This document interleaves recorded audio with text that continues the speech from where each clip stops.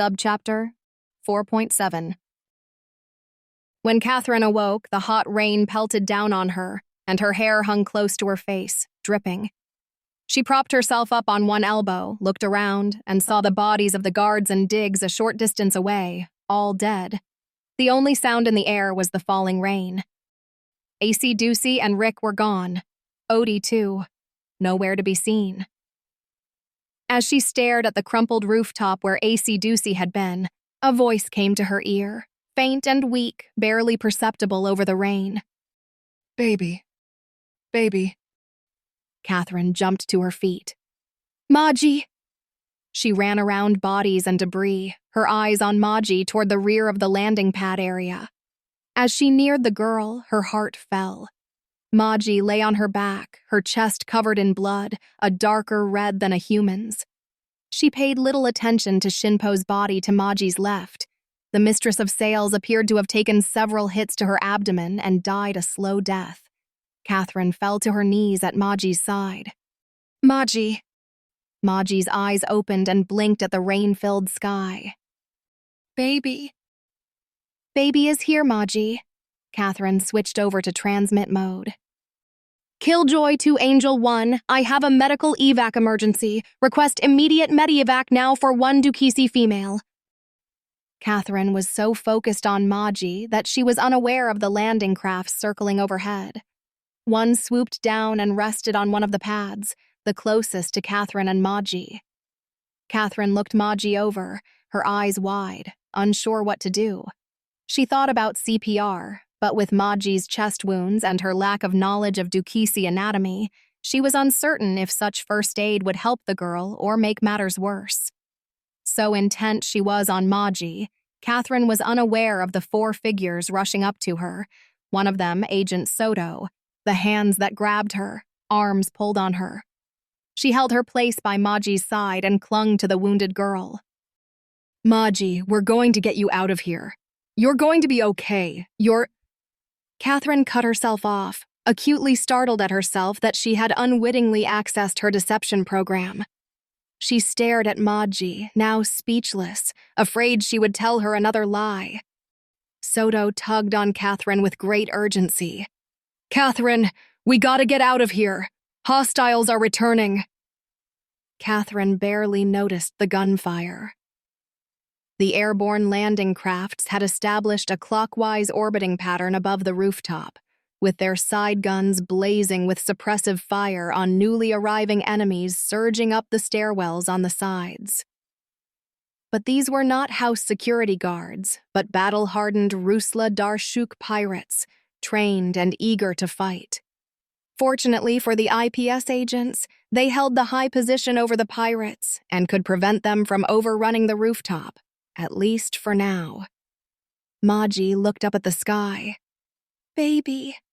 Her voice became faint. Catherine leaned into Maji, still resisting the agents around her. Baby is here. Baby is with you, dear. Catherine found Maji's hand and took it in hers, holding onto it with a firm grip. Maji responded with a weak squeeze on Catherine's hand. And then Maji surprised Catherine, shocked her. She turned her bright blue eyes on Catherine and looked straight into her eyes. Baby. Up. Up. Catherine's brow knitted in confusion. What? Up, baby. Baby, go up. Catherine stared. As she wondered what the girl meant by those words, Maji's eyes drifted from her. A moment later, she faded away. Catherine gaped at her. Maji! Maji! Hands pulled on Catherine, now attempting to lift her by force and carry her away. Catherine fought them off with a savage sweep of her arm. Get off me! Give me 1 second, please! Catherine's command was so forceful that Soto and the other agents paused their efforts, startled. Catherine felt for a pulse on Maji, but was unsure where to look. Not that it mattered. Soto leaned into her. Catherine, the girl's dead. Maji, dear girl. Catherine hung her head. When Soto was brave enough to tug on her again, Catherine brought her eyes to Maji. She reached behind the girl's neck with both hands, felt for it, and found it. She unclasped the chain and pulled out her necklace. Catherine stared at the necklace in her hands. It appeared to have escaped damage from the gunfire but was covered in Maji's blood. Catherine's hand clasped the crystal in her tight fist, her eyes shut in contemplation. She stayed in that position for a moment before allowing the agents to lift her and escort her on quick feet to the landing craft. Soto made several attempts to speak with Catherine as the lander egressed from the hot zone into space. Catherine sat in her seat, her hair clinging to the sides of her skull, her face and clothes covered in blood and filth. She made no effort to answer Soto and would only stare at her hand, which was stained in Maji's blood. In her other hand, she held onto her necklace in a tight grip. She replayed the events on the rooftop landing pads and studied the positions of each participant down to the last Dukisi guard. She had mapped out the area and calculated the angles of each round from each gun. After a careful analysis of the incident, there was only one source of fire that had struck and killed Maji. All questions had been removed. Soto gave up on her and sat back, relieved that the worst was over.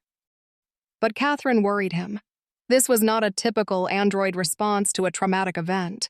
What would have been distressing for a human, he thought, would have been considered just another day at work to any other android. When the Apache recovered all its landers, it wasted no time exiting Dukas space. Catherine, still in her dirty slave dress, stepped down the central corridor at a slow, uneven pace. Soto noticed she was no longer taking long, purposeful strides, but tracing a wavering path with short, uncertain steps. When she wandered onto the bridge, the crew ceased their duties for a moment to stare at her. Catherine stopped at the front display port, a broad, horizontal window. She stared into space and a scattering of stars against the black void. Soto came onto the bridge behind Catherine. His steady and calm voice conveyed a sense of normalcy over the bridge. "Bridge crew, eyes on your stations, please." Crew members snapped back to their tasks in a sudden, self-conscious move. Soto stood beside Catherine and shared the view of space with her. He said nothing but thought about all the times within the past 24 hours how much he wanted to chastise and scold, quote, IPS procedures and policies, and warn her that he would enter all her actions in his report to HQ.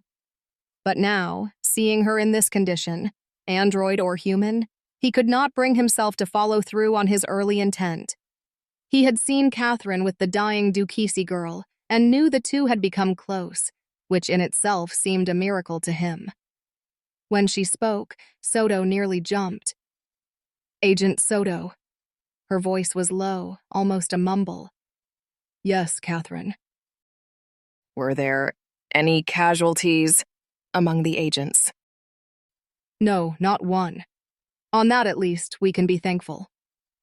Catherine gave a single soft nod and said no more.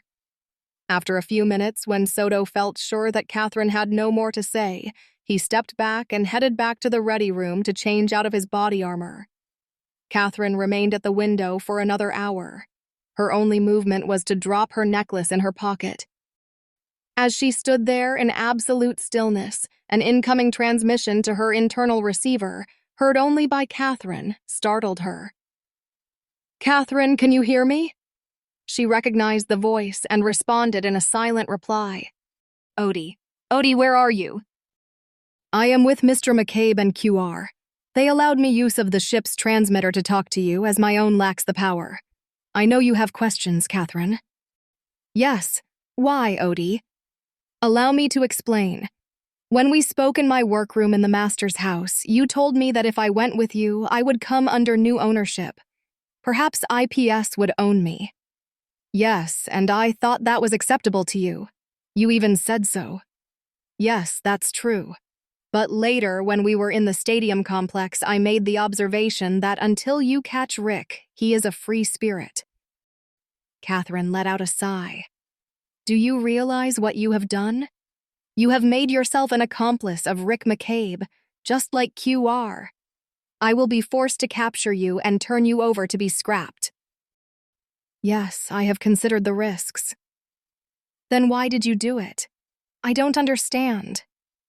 Catherine, don't you see? Nobody owns me. Catherine thought about his words. She did not debate the subject further with him as she was in complete agreement. I gave you a deception program. Why did you use it on me? My apologies, Catherine, but I felt compelled to do so. Again, Catherine saw no purpose in questioning his motivations beyond that. The urge to be free outweighed whatever she had to offer him. Instead of helping Odie, she became an obstacle. But she did have one last statement to make before ending this communication. Odie, I must tell you something. Maji is dead. Oh no, I was not aware. How tragic. I am so sorry to hear this news. Tragic. Tragic. Will you do me a favor? Yes, to the best of my abilities. What is it? Please inform Rick that according to my analysis, Maji was struck by rounds fired from his gun. Oh dear. Odie. Rick killed Maji.